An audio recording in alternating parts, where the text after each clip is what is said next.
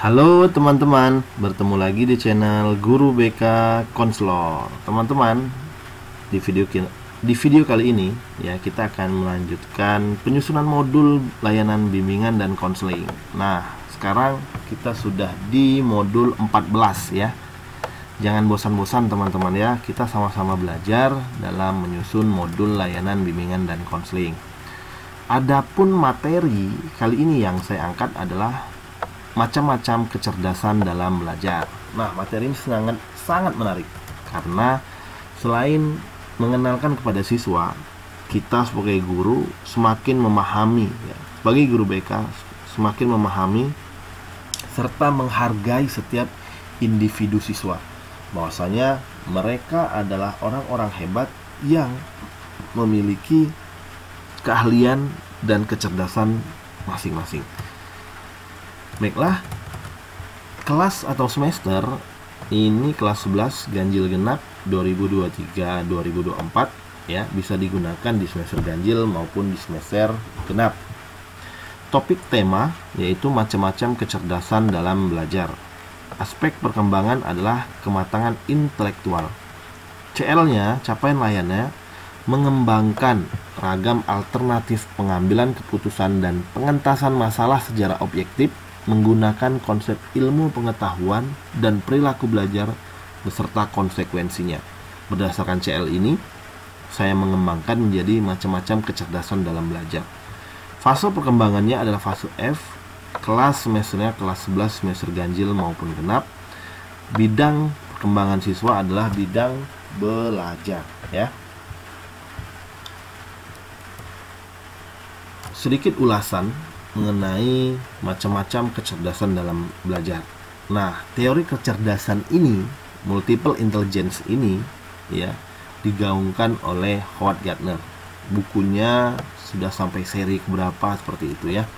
Bahwasanya menjelaskan mengenai multiple intelligence, kemudian mengenai berbagai macam sifat atau watak individu ya. Howard Gardner banyak sekali menulis buku-buku mengenai kecerdasan maupun kepribadian. Dikutip dari akun Instagram resmi Pusat Data Informasi Kemendikbud dan situs resmi NIU ya.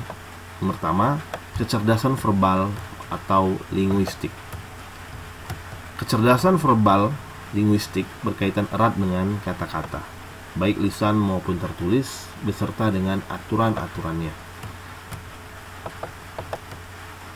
Orang dengan kecerdasan verbal linguistik memiliki kecakapan verbal yang berkembang dengan baik dan punya sensitivitas yang baik terhadap suara, makna, dan ritme kata-kata. Jadi anak-anak kita itu ada yang cerdas verbal ya, kemudian ada cerdas logika matematika. Tentu adalah orang yang berkaitan dengan kemampuan mengolah angka dan kemahiran menggunakan logik ya, orang dengan kecerdasan logika ini. Kemudian kecerdasan spasial berkaitan dengan kemampuan menangkap warna, arah, dan ruang secara akurat serta mengubah penangkapannya ke dalam bentuk seperti dekor, arsitektur, lukisan, dan patung. Kemudian kecerdasan kinestetik ya, kecerdasan ini berkaitan dengan gerak seluruh tubuh untuk mengekspresikan ide dan perasaan, serta keterampilan mempergunakan tangan untuk mencipta atau mengubah sesuatu. Kemudian kecerdasan musikal ya, berkaitan dengan kemampuan menangkap bunyi-bunyian, membedakan, mengubah, dan mengekspresikan diri melalui bunyi-bunyi atau suara-suara yang bernada dan berirama. Nah, di sini ada kecerdasan intrapersonal ya. Kecerdasan intrapersonal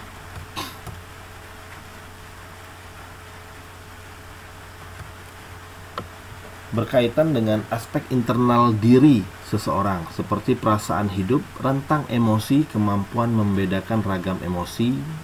Orang dengan kecerdasan ini mampu mendeteksi merespon sebuah suasana hati atau mood ya.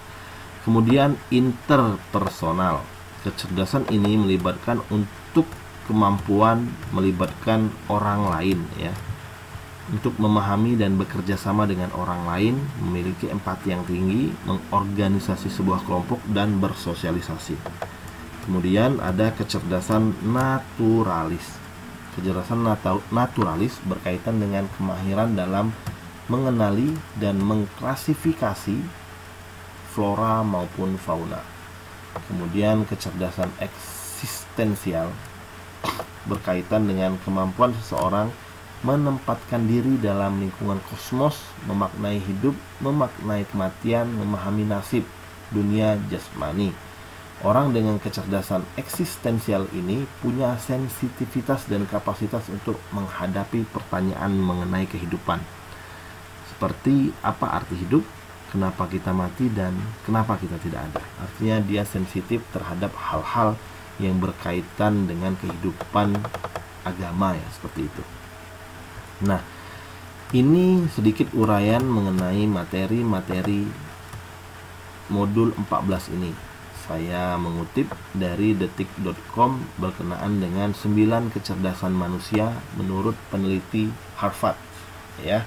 Nah, ini ya, materi ini sangat menarik, teman-teman. Jadi, silakan teman-teman buatkan PowerPoint-nya semenarik mungkin sehingga ketika menjelaskan kepada siswa-siswi kita, anak-anak menjadi menghargai kecerdasan yang ada dalam dirinya dan temannya. Dan akan terciptalah suasana yang saling menghargai, menyayangi, tidak ada lagi yang membuli, mengatai temannya bodoh dan lain sebagainya.